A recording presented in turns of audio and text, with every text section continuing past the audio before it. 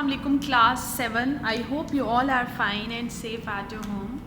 Today is 21st of April 2021 and the day is Wednesday. So first of all, we'll revise our previous lesson and then we'll move on to our next lesson. In our previous lesson, first of all, we discussed the transportation or transporting food. Yes, Umar, what is transporting food?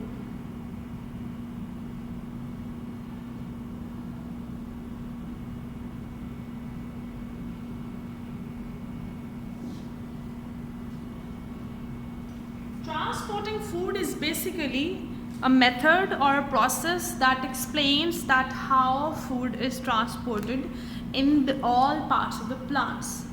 As you know that leaves are the food factories of the plant.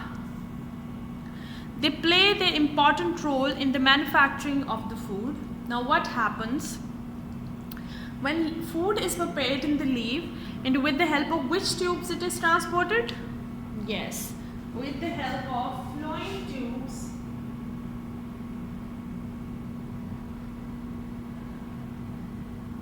that food is transported from the leaves to all parts of the plants. Okay, so when it is transported, this is kept under consideration that which part of the plant need the maximum amount of food. So let's suppose if it's spring season, so the shoots that are growing, they need the maximum amount of the food, then food is transferred to them. And in this season of the autumn, when seeds are growing from seeds to the fruit, then the maximum amount of food is given to that part. Then we discuss the process of, yes Hadi, we discuss the process of osmosis.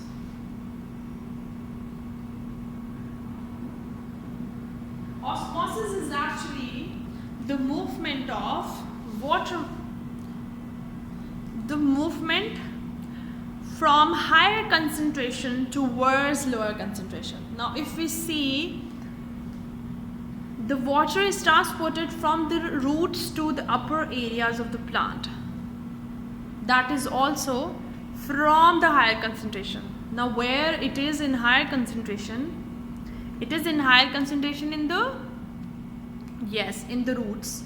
So it is transported from the roots to all other parts of the plant.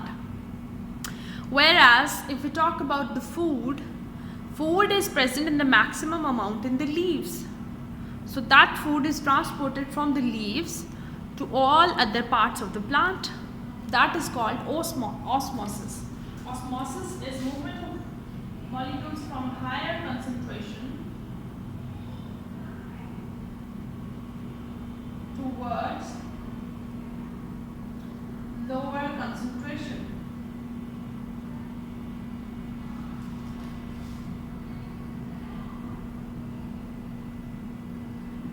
And here we have taken the example of water and food for our understanding. Then we talked in detail about the process of transpiration. What is it? Yes, Soha? What is transpiration?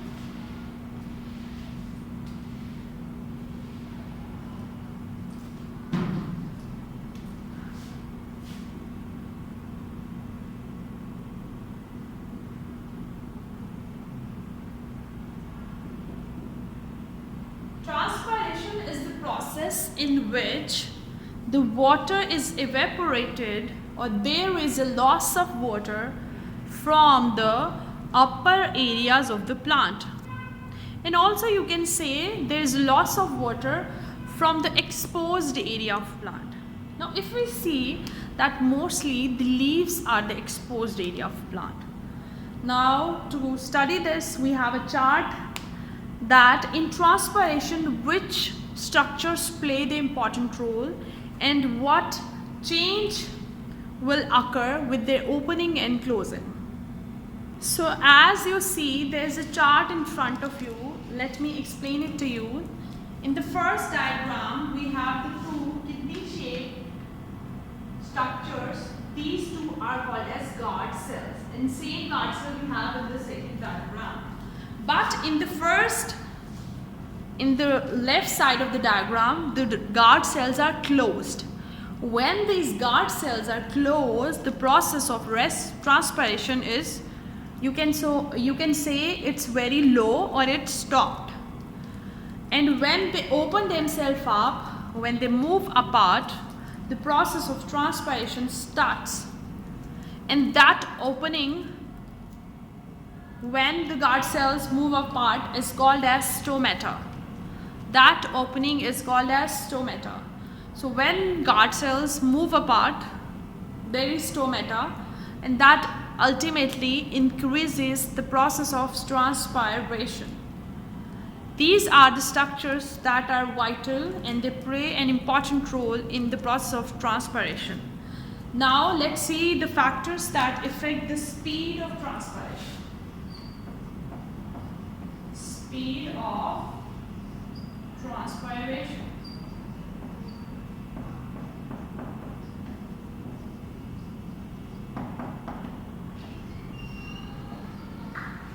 So the first factor that plays an important role in the speed of transpiration is sunlight.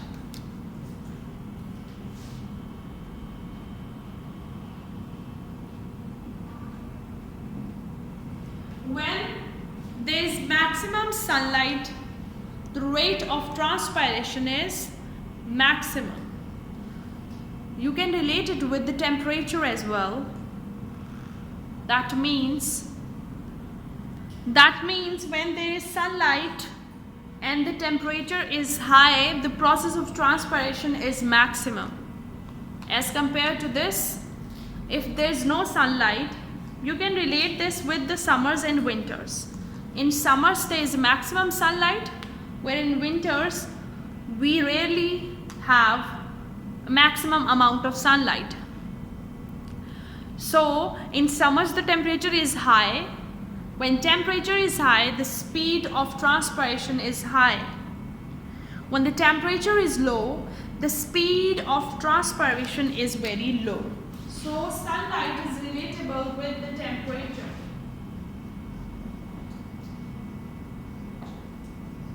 Then comes the next point, the windy days. So you can say wind. When there is wind, in the windy days, the process of transpiration is high as compared to the days when the sun is shining bright and there is no wind. Then sun will play an important role. So sun और अगर windy days दोनों होंगे तो speed of transpiration बहुत ज़्यादा होगी, और अगर सिर्फ sunlight है और wind नहीं है तो उतनी ज़्यादा ट्रांसपायरेशन नहीं होगी. जब ये दोनों फैक्टर्स मिलेंगे तो बहुत ज़्यादा होती है. Okay, so in our today's lesson we are discussing support in plant, that what are the structures that gives the support to the plant and how they support the plant. So while discussing the support in plant, we will discuss each structure of the plant. Support in plant.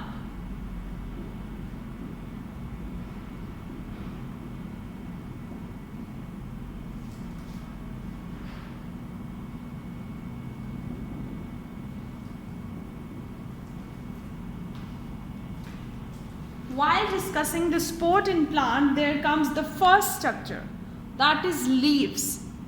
So how leaves support the plant? Leaves support the plant by manufacturing food, and they manufacture the food through the process of photosynthesis.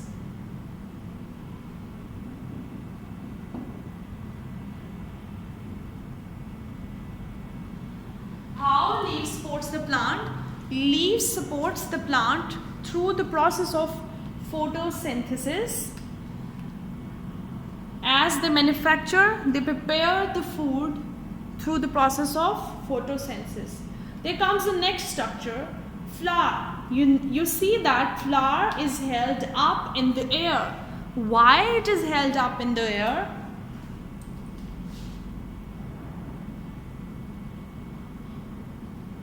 Now flower is held up in the air also it looks very nice when we see different brightly colored petals from a distance. And also there is purpose behind this. The purpose behind this is the process of pollination, because the air that is crossing that flower, it will help in the process of pollination, and through the process of pollination ultimately a new plant can grow. So first purpose is that these colorful petals of the flower attracts the insects and the birds, and also it's pleasing for the human beings as well. And then coming to the major point is this, that this helps in the process of pollination. It helps in the process of dispersal of the seed, and ultimately with this dispersal, new plant can grow. Then we can talk about the vascular bundles that are present inside the plant. Vascular bundle.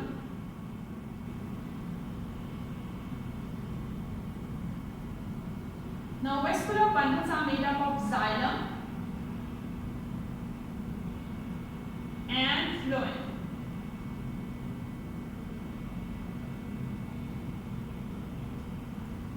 Xylem tubes actually transport water from the roots to the upper areas of the plant.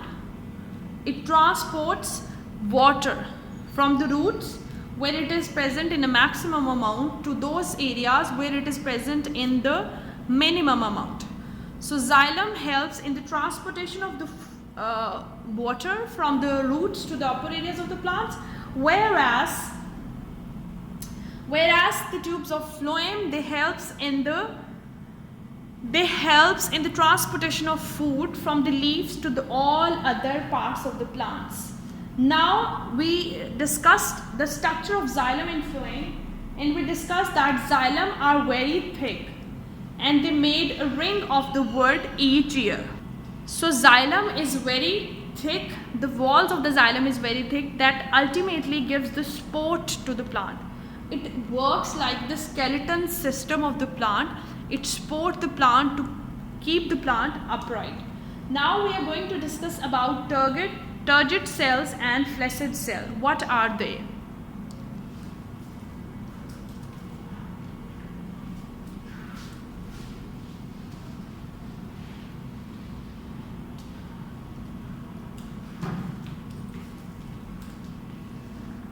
So first of all, let's see what are turgid cells.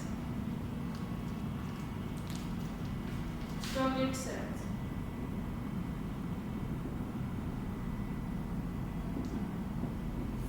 First of all, you need to know that these are the cells of the plant.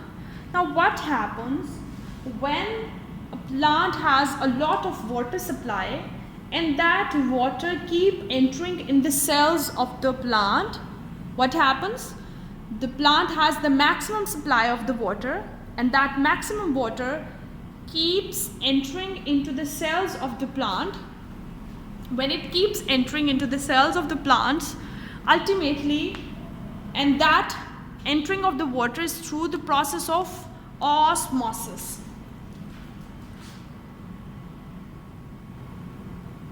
And what is the process of osmosis? In the process of osmosis, this movement of the material from higher concentration to lower concentration.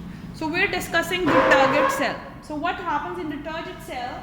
The water keeps entering in the cell, and ultimately the cell of the plant expand, and this expanded cell gives a lot of strength. It gives strength to the plant. It gets maximum water and it's become so strong that ultimately it helps the plant to stay upright. Whereas if we see the cell that is called as flaccid cell, in the flaccid cells, what happens when the plant doesn't have the maximum supply of water? Means we can say that roots are not absorbing that maximum amount of the water. Now what happens after this? Because there is no supply of water to the plant, so plants start to suck the water from its cells. It start to get the water out of its cells, and the cell become flaccid or floppy. And these type of cells, as they do not have maximum amount of water, they are not rigid, they are not hard, so ultimately they cannot provide the support to the plant. So these flaccid cells are not so supportive for the plant. So what we just discussed, we discussed the turgid cell and the flaccid cells. The turgid cells are the cells that have the maximum supply of the water to them, and water keep entering in them through the process of osmosis, and ultimately they give support to the plant. They works as the support system of the plant. On the other hand, the flaccid cells, when the plant doesn't have the maximum supply of the water, what it does to cope up with the supply of water inside the plant, it start getting the water from the cells. When it start to extract the water from the cells ultimately become floppy or the flaccid. And these type of cells, they do not provide the support to the plant. Okay, let's revise what we discussed in today's lesson. We discussed the support in plant. The first structure that comes under this category are the leaves. How leaves are supporting? Leaves are supporting the plant by making the food. And how they are making the food? They are making the food through the process of photosynthesis. Now what happens in photosynthesis? In the process of photosynthesis, carbon dioxide and water combines and it gives us C6H12O6, that is glucose plus water. Then we talked about that flowers are upright and out of the plant structure. Why it is so? Because the air that is crossing the flower, it ultimately helps in the process of pollination, and that helps in the growth of new plant. Then vascular bundles. The vascular bundles actually helps as a support system of the plant, because the wood that is produced, the ring that is produced from the xylem each year, it supports the plant. And they work as the skeleton system. The vascular bundles, they works as the skeleton system of the plant. Okay, to consolidate that what we have read today, you have to see page numbers 24 and 25. Let me mention it.